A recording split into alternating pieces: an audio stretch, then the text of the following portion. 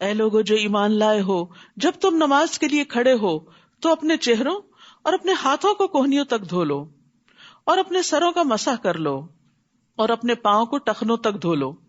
یہ وضو کا طریقہ بتایا گیا ہے.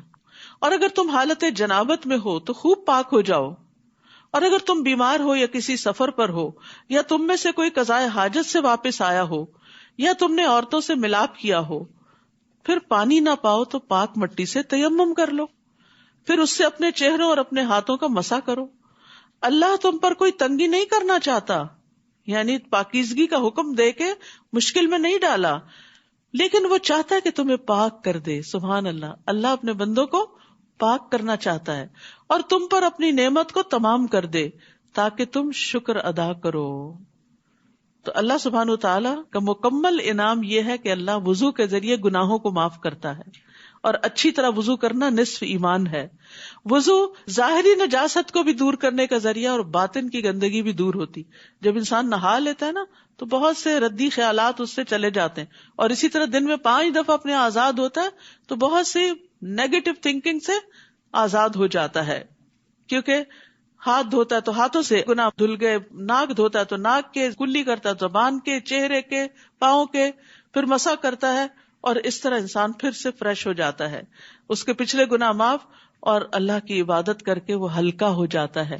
تو وضو اور نماز کے بڑے فائدے ہیں اگر ہم سمجھیں، اور اس کو اللہ نے اپنی نعمت کا تمام کرنا کہا ہے. قیامت کے دن بھی وضو کے اعضاء چمک رہے ہوں گے، اور نبی صلی اللہ علیہ وسلم اپنی امت کو ان اعضاء کے چمکنے کی وجہ سے پہچانیں گے. اور اللہ کی جو نعمت تم پر ہے اسے یاد کرو، اور اس کا وہ پختہ عہد بھی جو اس نے تم سے مضبوط باندھا.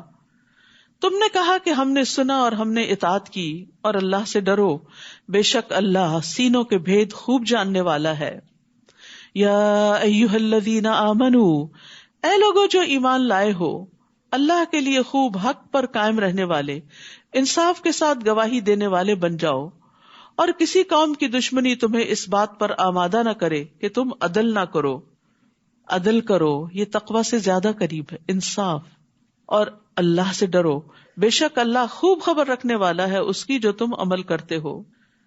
رسول اللہ صلی اللہ علیہ وسلم نے فرمایا، بے شک عدل و انصاف کرنے والے قیامت کے دن اللہ کے ہاں نور کے ممبروں پر ہوں گے، جو رحمان کے دائیں طرف ہوں گے، اور اس کے دونوں ہاتھ دائیں ہیں.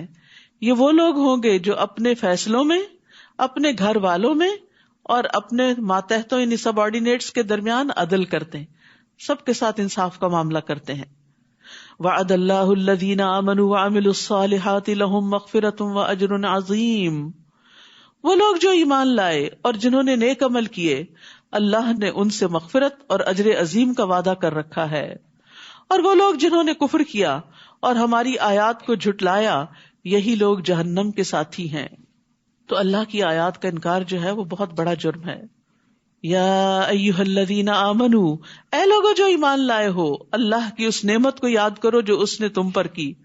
جب ایک قوم نے ارادہ کیا تھا کہ وہ تمہاری طرف اپنے ہاتھ بڑھائے تو اس نے ان کے ہاتھ تم سے روک دیے. اور اللہ سے ڈرو، اور ایمان والوں کو اللہ پر توکل کرنا چاہیے. یہ بھی اللہ کا بڑا فضل ہوتا ہے کہ اللہ دشمن کی جنگ کو روک دے اور انسان کو آزمائش سے محفوظ کر لے. اور یقیناً اللہ نے بنو اسرائیل سے پختہ عہد لیا تھا، اور ہم نے ان میں 12 نگران مقرر کیے تھے. اور اللہ نے کہا، بے شک میں تمہارے ساتھ ہوں اگر تم نے نماز قائم کی اور زکوٰۃ ادا کی اور میرے رسولوں پر ایمان لائے اور ان کی مدد کی اور اللہ کو قرض حسنہ دیا، تو میں واقعی تم سے تمہاری برائیاں دور کر دوں گا، اور میں ضرور تمہیں ایسے باغوں میں داخل کروں گا جن کے نیچے نہریں بہتی ہیں.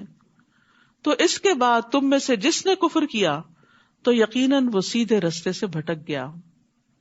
تو اس سے کیا پتہ چلتا ہے کہ نماز اور زکوٰۃ اور ایمان کے ساتھ ساتھ قرض حسنہ بھی دینا ہے. فَبِمَا نَقْضِهِمْ مِيثَاقَهُمْ، لیکن انہوں نے یہ عہد توڑ دیا، تو ان کے پختہ عہد کو توڑنے کی وجہ سے ہم نے ان پر لعنت کی. اسی لیے اس سورت کے شروع میں اہل ایمان کو کیا کہا گیا؟ عہد نہیں توڑنے. اور ہم نے ان کے دلوں کو سخت کر دیا. یاد رکھیے جب گناہ کرتا ہے نا انسان تو دل پہ سیاہ دبا لگتا ہے، توبہ نہیں کرتا تو بڑھ جاتا ہے، حتیٰ کہ دل سخت ہو جاتا ہے، پھر بڑی سے بڑی نصیحت بھی اثر نہیں کرتی. وہ الفاظ کو ان کی اصل جگہوں سے تبدیل کر دیتے ہیں، اتنے بڑے بڑے دھوکے کرتے ہیں. اور جو نصیحت وہ کیے گئے تھے اس کا ایک بڑا حصہ وہ بھول گئے، اور آپ ہمیشہ ان کی طرف سے کسی نہ کسی خیانت پر اطلاع پاتے رہتے ہیں، سوائے ان میں سے چند لوگوں کے. پس آپ انہیں معاف کر دیں اور درگزر کریں، بے شک اللہ احسان کرنے والوں سے محبت کرتا ہے. آپ دیکھیے کہ یہاں خیانت کرنے والوں سے کیا رویہ اختیار کریں. جب پتا چل جائے کہ کسی نے دھوکہ دیا تو سمجھ تو جائیں، آئندہ محتاط رہیں، لیکن اس کو اگنور کر دیں، پیچھے نہ پڑیں، کیونکہ کیا ہوگا اس سے وہ معاملہ اور خراب ہوگا. وہ جھوٹی قسم کھا لے گا میں نے یہ نہیں کیا، پھر آپ کیا کریں گے؟ پھر آپ کے پاس تو کوئی دلیل یا گواہی نہیں ہوگی. تو بہتر یہی ہے کہ پھر انسان ایسی صورت میں درگزر کرے، کیونکہ اس نے دھوکہ دیا، اس نے مجھ سے جھوٹ بولا، اس نے میرے ساتھ زیادتی کی، 10 لوگوں کے خلاف دل میں ہر وقت کچھ نہ کچھ چلتا رہتا ہے. تو یہ دماغ ایک ہی ہے نا، پھر اپنے کام پہ فوکس کب ہوگا؟ نیکی کے کام کا کب سوچیں گے جب ہر وقت نیگیٹو تھنکنگ ہی اندر بھری ہوئی ہے؟ تو کیا کرنا چاہیے؟ جب کوئی ایسی چیز آئے اٹھا پھینکے، جھاڑے اپنے آپ کو، اپنا سفر جاری رکھے، آف لوڈ کرے اپنے آپ کو ایسی ساری غلط چیزوں سے. ان اللہ یحب المحسنین، اللہ محسنین سے محبت رکھتا ہے. اور اس آیت میں ایک بات یہ بھی پتہ چلتی ہے کہ نسو حظم مما ذکروا بہ، کیونکہ ان کی نافرمانیوں کی وجہ سے وہ نصیحت کا ایک حصہ بھول گئے تھے. ابن مسعود کہتے ہیں کہ کبھی انسان علم کا ایک حصہ نافرمانی کی وجہ سے بھول جاتا ہے، گناہوں کی وجہ سے بھول جاتا ہے. پھر انہوں نے یہی آیت تلاوت کی. اور ان لوگوں میں سے جنہوں نے کہا کہ ہم نصرانی ہیں، ہم نے ان سے پختہ عہد لیا، تو جو نصیحت وہ کیے گئے تھے اس کا ایک بڑا حصہ وہ بھول گئے، تو ہم نے قیامت کے دن تک ان کے درمیان عداوت اور بغض ڈال دیا، اور اللہ ضرور انہیں اس کی خبر دے گا جو وہ کیا کرتے تھے. اے اہل کتاب، یقیناً تمہارے پاس ہمارا رسول آ چکا ہے، یعنی محمد صلی اللہ علیہ وسلم، جو تمہارے لیے بہت سی ان چیزوں کو واضح کرتا ہے جو تم کتاب میں سے چھپاتے تھے. آپ کے آنے کے مقاصد یہ بھی تھے کہ دین کی جو تعلیمات ضائع کر دی گئی ہیں ان کو دوبارہ نئے سرے سے لوگوں کے سامنے لایا جائے. اور وہ بہت سی باتوں سے درگزر کرتا ہے. آج کا تو سارا سپارہ ہی درگزر کے بارے میں ہے، یعنی اس کی ہائی لائٹ جو ہے وہ درگزر ہے کہ دوسروں کو معاف کر دیا جائے. یعنی بڑے بڑے قصور، خیانت اور دھوکہ اور جو کتاب میں سے انہوں نے چھپایا اس میں سے بھی. تحقیق تمہارے پاس اللہ کی طرف سے نور اور واضح کتاب آ چکی ہے. یہدی بہ اللہ من اتبع رضوانہ سبل السلام ویخرجہم من الظلمات الی النور بإذنہ ویہدیہم الی صراط مستقیم. اللہ اس کے ذریعے اسے سلامتی کے راستوں کی طرف ہدایت دیتا ہے جو اس کی رضامندی کی پیروی کرے، اور وہ انہیں اپنے اذن سے اندھیروں سے نکال کر روشنی کی طرف لاتا ہے اور سیدھے راستے کی طرف ان کی رہنمائی کرتا ہے.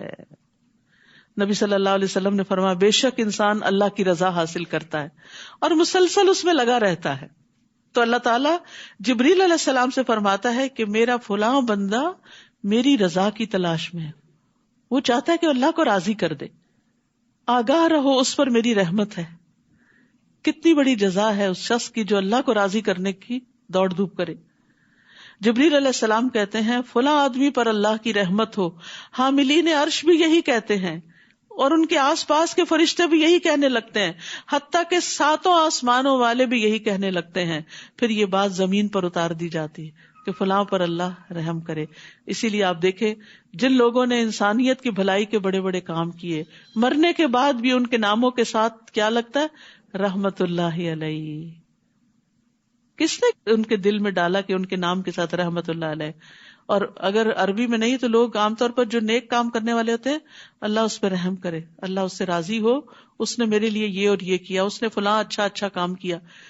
ایک دفعہ زندگی میں لی ہے نا، تھوڑی تکلیف اٹھا کے اچھے اچھے کاموں میں اپنے آپ کو لگائیں تاکہ دنیا میں بھی خیر ہو اور آخرت میں بھی خیر ہو.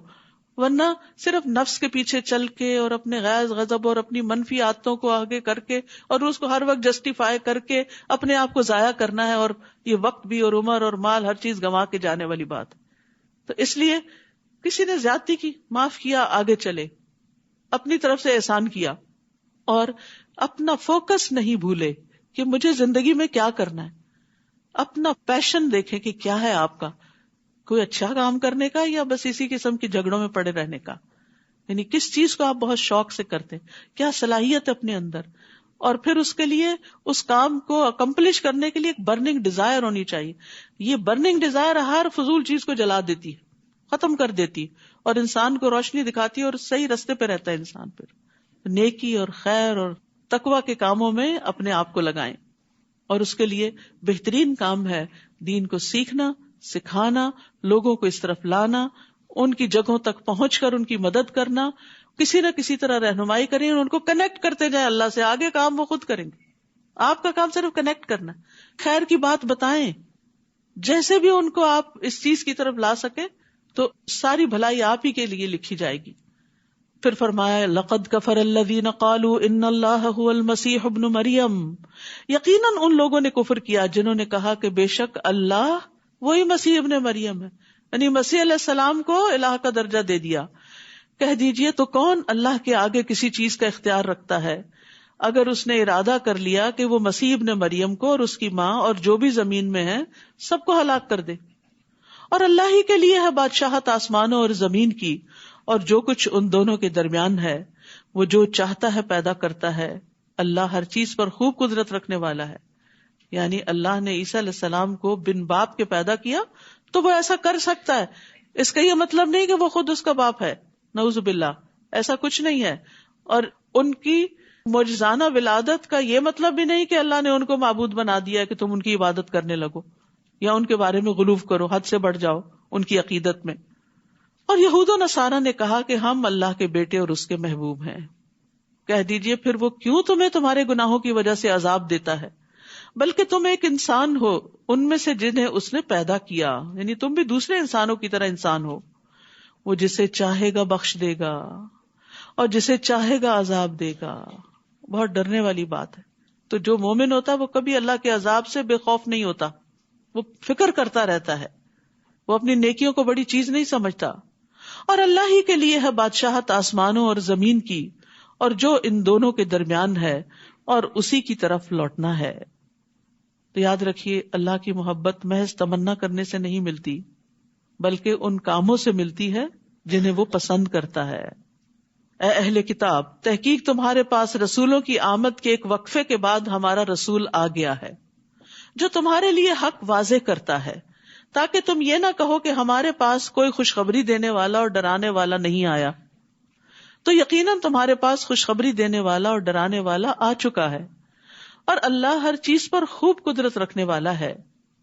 اور جب موسیٰ علیہ السلام نے اپنی قوم سے کہا, اے میری قوم, اللہ کی نعمت کو یاد کرو جو اس نے تم پر کی, جب اس نے تم میں انبیاء بھیجے اور تمہیں بادشاہ بنایا, اور اس نے تمہیں وہ دیا جو جہان والوں میں سے کسی کو نہیں دیا. تو اللہ سبحانہ وتعالیٰ نے یہاں نعمتوں کو یاد کرنے کی بات کی ہے. یاد رکھیے جب انسان نعمتوں کو یاد کرتا ہے تو اس کے اندر ایک نشاط پیدا ہوتی, خوشی پیدا ہوتی, ایک جذبہ پیدا ہوتا ہے, اور پھر وہ اچھے اچھے کاموں کی طرف دوڑ پڑتا ہے. اور جو انسان الٹ سوچتا ہے کہ میرے پاس تو کچھ ہے ہی نہیں, میں کیا کروں, اور دوسروں سے خود کو کمپیئر کرتا رہتا ہے, اس کے پاس تو گاڑی ہے, میرے پاس تو گاڑی نہیں, میں تو کچھ کر نہیں سکتا, اس کا تو اپنا گھر ہے, میرا تو ہے نہیں, تو اس لیے مجھے تو اسی کے لیے بس کام کرنا ہے. صرف یہیں کے گھر بنا کے دوسروں کے لیے نہ چھوڑ جائیں, اپنا آخرت کا گھر بنانے کی بھی فکر کریں, اور کچھ بھی ہو اپنے وقت میں سے کچھ نہ کچھ حصہ اللہ کی رضا حاصل کرنے کے لیے ضرور استعمال کریں. اے میری قوم, اس ارض مقدس میں داخل ہو جاؤ جو اللہ نے تمہارے لیے لکھ دی ہے, اور تم اپنی پشتوں پر نہ پھر جانا ورنہ تم خسارہ پانے والے ہو کر پلٹو گے. آپ کو یاد ہے نا کہ یعقوب علیہ السلام اپنے بچوں سمیت یوسف علیہ السلام کے پاس مصر چلے گئے تھے, پھر عرصہ دراز تک بنی اسرائیل کے لوگ وہاں پر رہا تھا کہ فرعون نے ان کو غلام بنا لیا. پھر اللہ سبحانہ وتعالیٰ نے فرعون کی غلامی سے موسیٰ علیہ السلام